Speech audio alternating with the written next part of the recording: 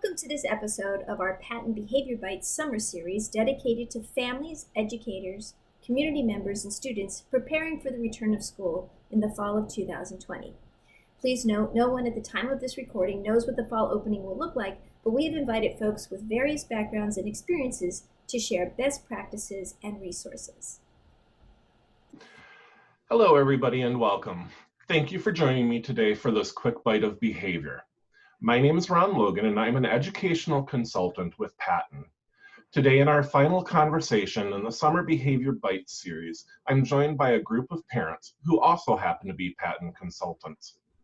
We'll be talking with my colleagues about how they have managed the past few months with their families and work, about the challenges that they have had to work through, the difficult conversations they've had, and some of the joys that they've experienced too. But before we begin, I would like to take a moment to share with you Patton's mission, which is to support the efforts and initiatives of the Pennsylvania Bureau of Special Education and to build the capacity of local education agencies to serve students who receive special education supports and services. We also support the Pennsylvania Department of Education's commitment to educating in the least restrictive environment by working to ensure that IEP teams begin with a general education setting with the use of supplementary aids and services before considering a more restrictive environment. So without any more time, let's get started with today's panel. Thank you everybody for joining me. If we could just start by taking a couple minutes and just kind of going around and introducing yourselves and tell us a little bit about the work that you do and anything else that you'd like to share. Sure, I'll go first. My name is Shonda Talene, and I work at Patton in the Harrisburg office. I support the Behavior Initiative, Special Ed Leadership, and School Psychology. I am a mom of 3, so I have a rising 11th grader, an 8th grader, and a freshman in college. So excitement. Great. All right, I'll go next. I am an educational consultant in the Eastern office outside of Philadelphia, and I work on Project Achieve. I am the office lead for the Speech and Language Initiative, and I'm the statewide lead for the Assistive Technology Initiative. I am married and I have 2 children, both of which are in high school. My oldest is a senior. So we've been having conversations about how different our year is going to look. And then I have a rising 10th grader who started marching band. Both of my children have ADHD, so it's been an interesting journey, that's for sure. Great, thank you. All right, well, good morning. My name is Bob Shields. I'm an educational consultant out of the Pittsburgh Patton office. Former life, I was a secondary math teacher, IU TAC. With regard to Patton, I'm affiliated with the mathematics department, the behavior initiative, MTSS, and as well as a particular grant known as P2G. My wife and I, we have younger children. They are entering, our son Jackson is entering 6th grade, and our daughter Sienna is entering 4th grade. So we experienced the COVID while they were in 3rd and 5th grade. Okay. Hi, I'm Drew Hunter. I'm also from the Patton Harrisburg office. I support the Behavior Initiative, MTSS Initiative, and the School Psychology Initiative. Prior to coming to Patton, I was a school psychologist for about 10 years. My wife and I have 2 children. I think I might have the youngest family on the panel here. My daughter just started 4th grade on Wednesday, and my son went back to 2nd grade this Wednesday as well. So we were 1st and 3rd back in March when all this went down.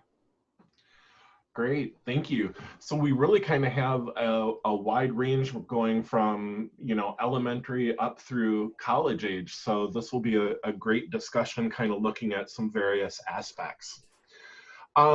So you all are Patton professionals. You are my colleagues. You spend a lot of time, and I know that we've spent a lot of time on Zooms and kind of looking at how to rethink education and supporting the educators during this time. But while we've been supporting the educators, you've been working from home, but also having to manage your kids at home too. So how has that been to juggle?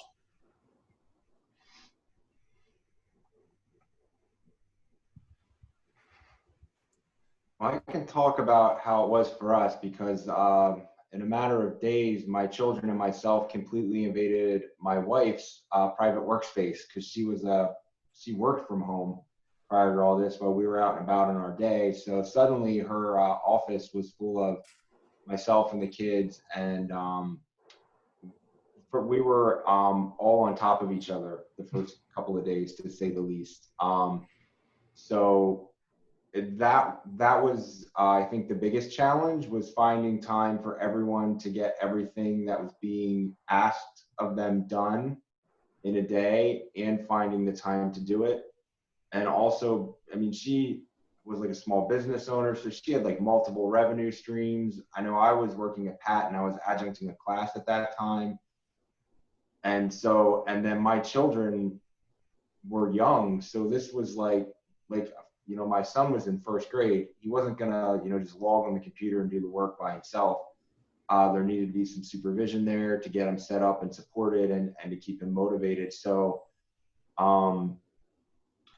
it took a couple of weeks to kind of figure out how we were going to kind of manage all the responsibilities that we had in kind of the new setting, and certainly changed the way our days looked a lot. So Yeah, I can concur with you, Drew, that at the time I had a senior, a 10th grader, and a 7th grader, and my 7th grader has special needs. She's in a life skills program. So trying to work from home and then transitioning to virtual, the older kids were fine, but with my daughter, it was difficult monitoring her, helping her with the technology, while also transitioning to never having any privacy at any moment, because there's 5 of us with my husband, who was also working from home. He's a professor at Elizabethtown College, so it's louder. There's really no privacy, no space. So we really had to become creative. We really had to pull together as a team on supporting my daughter. It was really all hands on deck for her, and it was really nice. We basically went through her schedule and we all took a subject. Some of us took 2. So it was a transition for everyone, but it was nice to kind of understand a little bit more what my children are learning and how they're learning. So it was eye-opening, and I feel like it helped me to also become a better consultant, because I'm seeing things a little more deeply, because I'm seeing it all day long. Great. To add on to that, we were very fortunate. My wife Tennille was working from home, able to work from home, going to the office 1 day a week, and then so she was completely working remotely, as was I, as were our children, who our district was 1-to-1. So when they left school that Friday, they left with their devices. And so we had some things in place that helped things to more smoothly transition into it. But to go from Tennille working remotely from home alone to 4 people working and learning and eating, and they got done with it, to put the structures into place as to who was working in what space, and to put the structures into place as to walking in quietly to a room to see, is there a meeting going on? That you can't just boldly blaze into a room and say, are you making me lunch? Trying to pretend to be professional, that doesn't help. Those learned behaviors, and where they could walk into the door, the foyer, an archway, and you make eye contact, and they pick up on a cue, or just a wave. My hand's on camera, now it's off camera, and I'm waving them off, like, just don't, not now. I'll let you know when I'm free.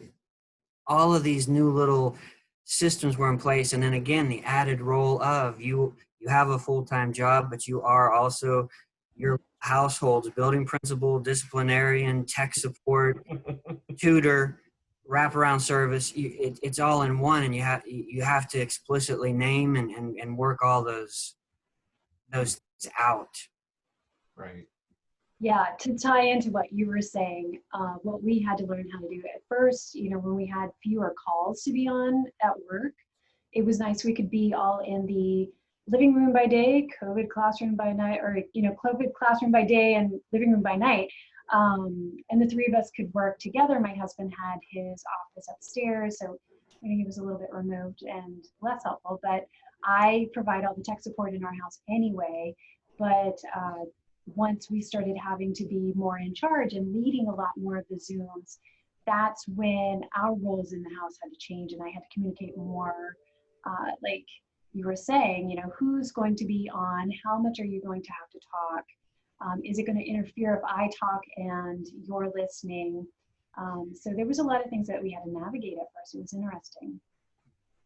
So it sounds like as parents and as families, you really kind of had to put into a lot of structure within your day and kind of change some of your routines and maybe even responsibilities that were shared. As we've been working through this, we talked about kind of the working from home and COVID and some of those pandemic changes. And while this was going on, we're not only dealing with the pandemic, but we're also looking at some equity issues that have come up.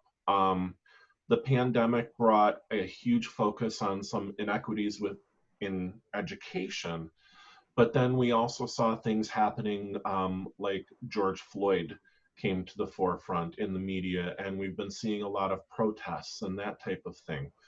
So you've not only had to manage the pandemic at home, but you've also had to kind of manage what's being seen, what's being heard, and addressing some of those things in your house possibly.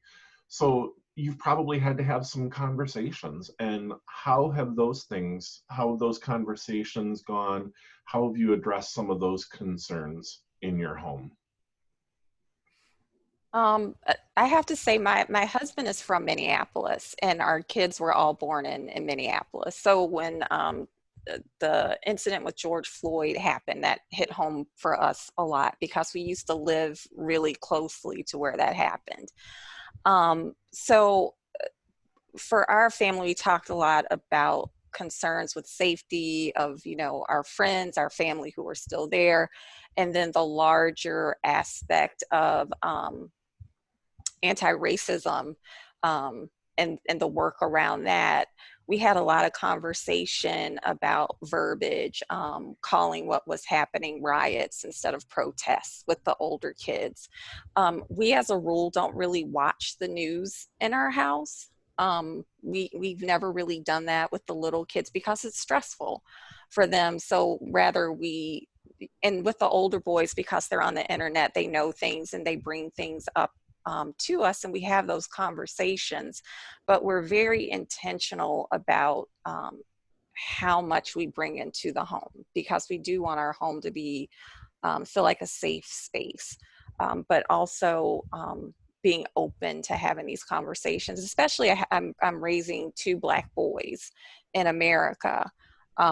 And my son is going off to, he's in New York City right now at college. And so there's lots of conversations that we're having around safety and awareness and things like that, which are difficult on top of a pandemic.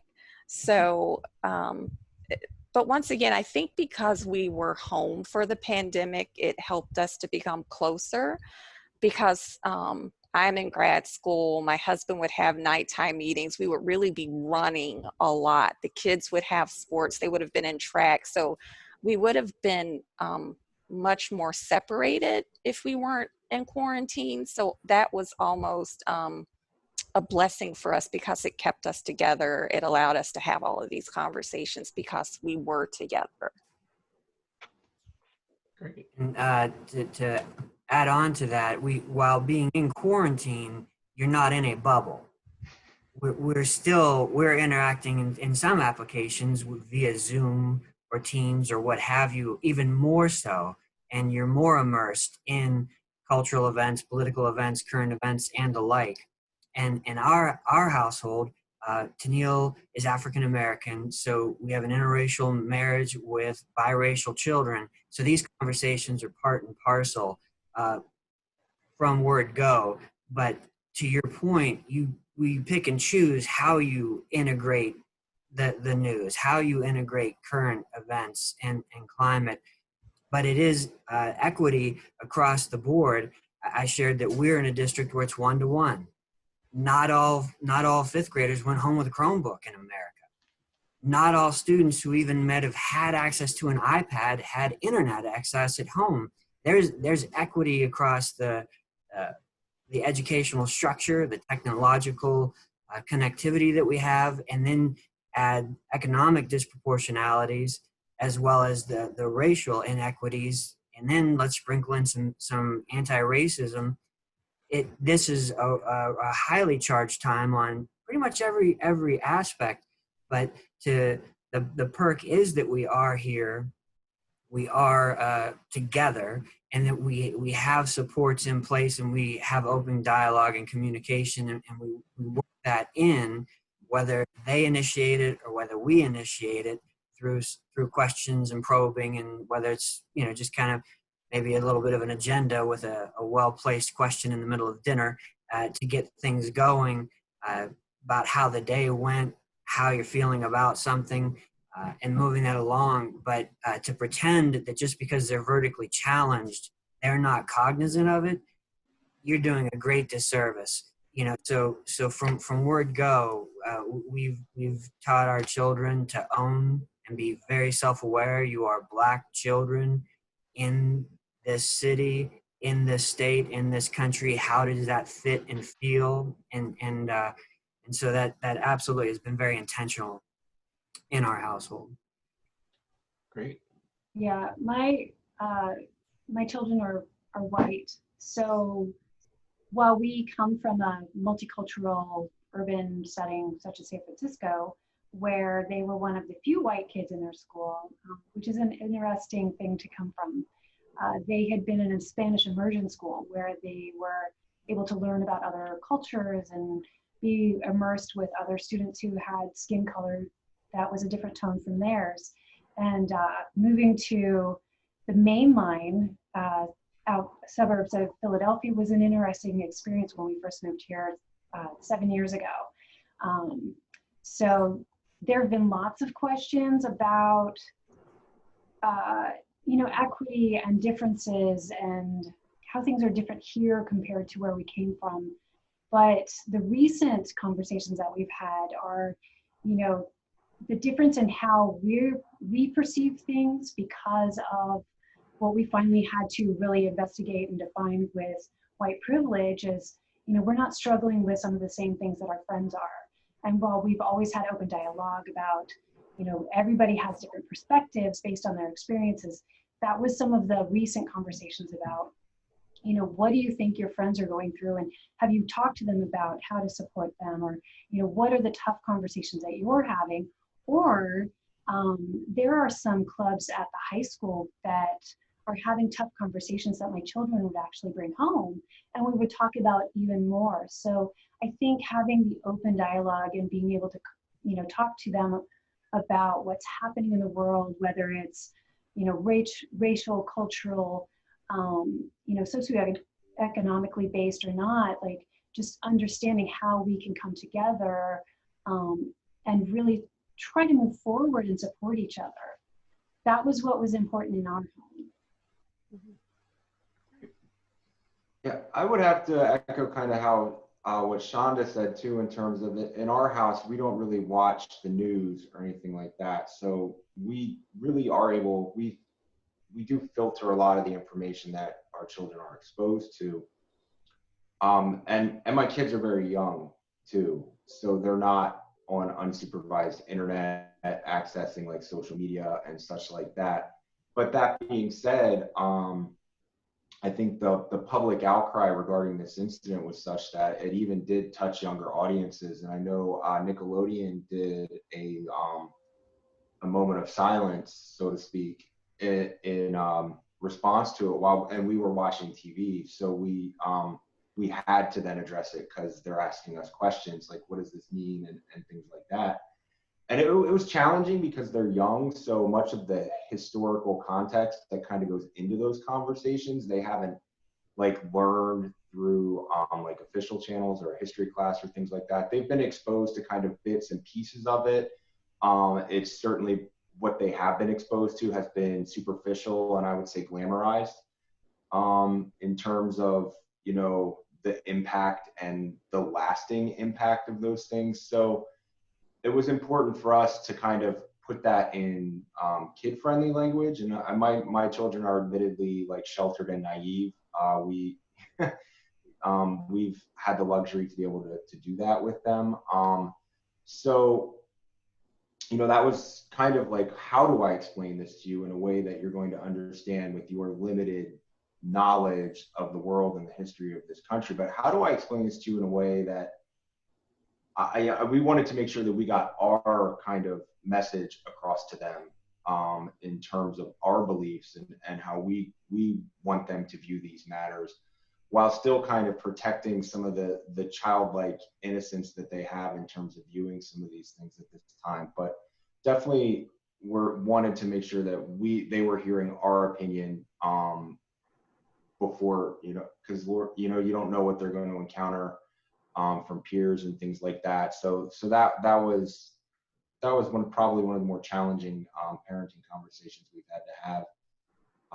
And it's been ongoing, and they bring things up, and once something is explained, they'll ask a question again, and it has allowed that I think, you know, we've been able to educate them on some things that perhaps they haven't gotten to yet in their curriculum, so to speak. But like I said, we've been happy because we've been able to put kind of our 2 cents in on it as well, and be like, hey, this may not be what you hear always may not be accurate in terms of how this issue is being presented. So if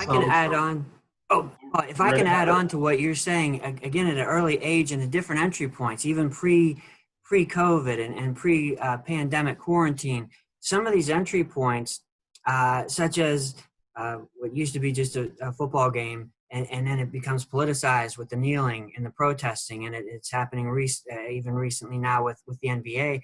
That's an entry point, regardless of the context. But to add to share a conversation I had with my children, who are far more cerebral than I already. They've surpassed me.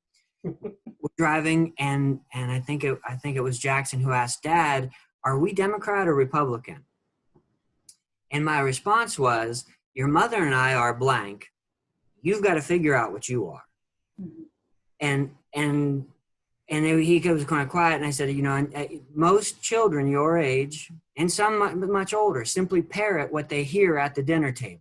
They actually have a political platform on global economics, or, you know, fill in the blank. You have to, and so when we have conversations, regardless of whether I'm left, right of center, right of center, dead center, we like to share, well, this is how I feel about it. This is why that person is saying this. This is why this person is saying that. They're coming in from a different view. I agree with her or him. I disagree with her or him. You've got to make up your mind. And again, that's just how we've rolled in our household. But to put those things out there, I don't mind telling you how I feel if you ask, but I'm not going to tell you how you need to think or feel. You need to be informed.